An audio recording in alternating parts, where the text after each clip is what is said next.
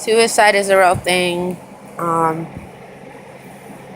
my best friend died from suicide, um, which is really sad because she was a really good friend. I forget how she did it, but she did. She committed suicide.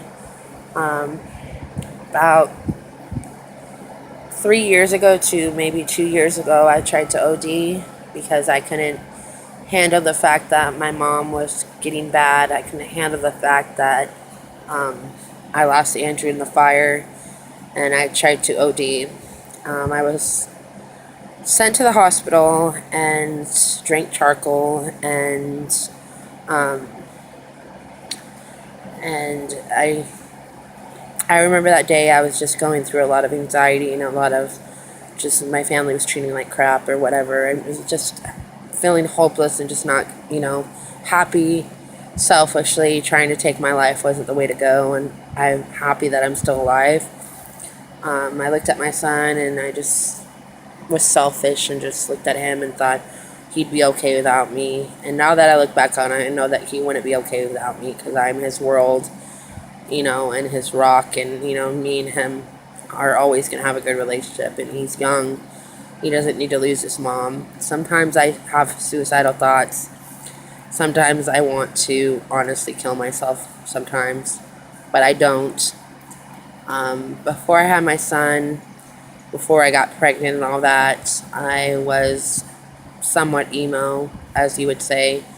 I would cut, I would burn, I would do it to self-harm myself. I would self-harm myself. I have scars right here from it. I don't know if you can see that good. But I have burn marks by my wrists on this arm, and I have cut marks. I remember the first time I self-harmed was when I was like 17 years old.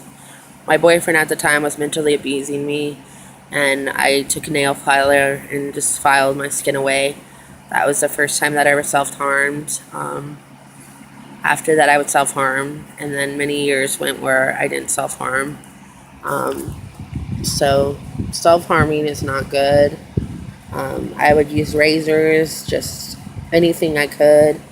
I had a bad experience with this guy that just made me be on camera with him 24 hours a day, and I hated me in his relationship, but I just dealt with it, and then finally decided to block him and just not have anything to do with him anymore.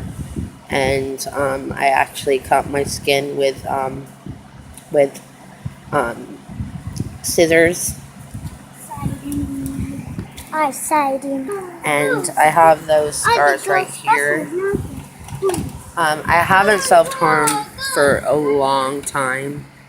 I promise, I repented for that.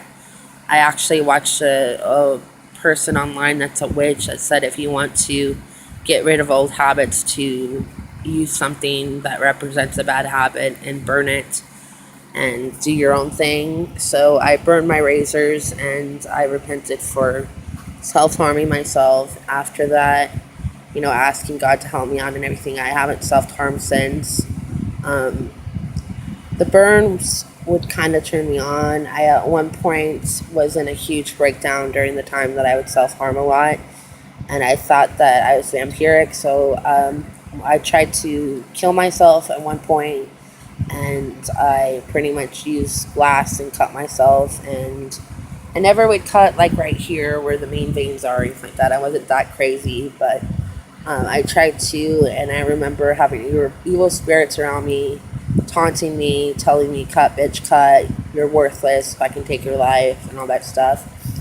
And I remember looking at myself in the mirror and thinking, what the hell am I doing? So before that, I decided to, instead of letting myself die, to maybe drink my blood would make it effect, and that's when I drank my own blood. I did a lot of vampiric stuff. I was completely out of my mind, and I'm surprised I'm even talking about this to you guys. I would, and I haven't told like anybody about this except my closest friends. I would drink animal blood.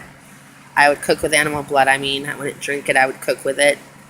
I was out of whack. I would self-harm and I would feed off myself. I just I would self-harm for many reasons, to punish myself.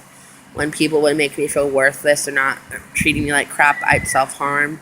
It was just a way to release pain back then.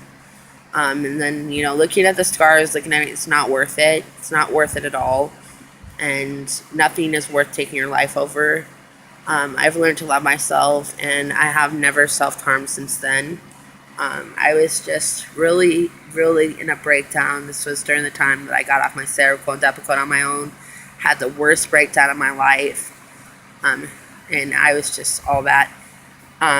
During the time that I used the scissors, I actually admitted myself to the hospital for that, because I was thinking that I was just too, I needed help. So I wanted to get myself help. During the time that I tried to OD, they wanted to send me home. I decided to go to a mental institution to get help.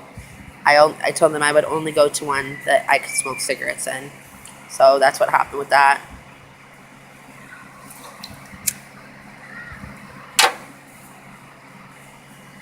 So there's my story. It's choosing self-harm is just terrible. You've got to look at the scars for the rest of your life. It's not worth it. It's just a scary thing. People call you emo and all this stuff when you've done that. But it's a true thing. It's something that happens, and it's something that's not safe and not good. And, suicide is a real thing. People commit suicide on many occasions, and it's not worth it. Nothing is worth taking your life. If you self-harm, get help, like I did. Go into the institution, help me learn to love myself and learn to let me stop self-harming, and all that. So thumbs up and subscribe. I love you guys so much. All right, bye.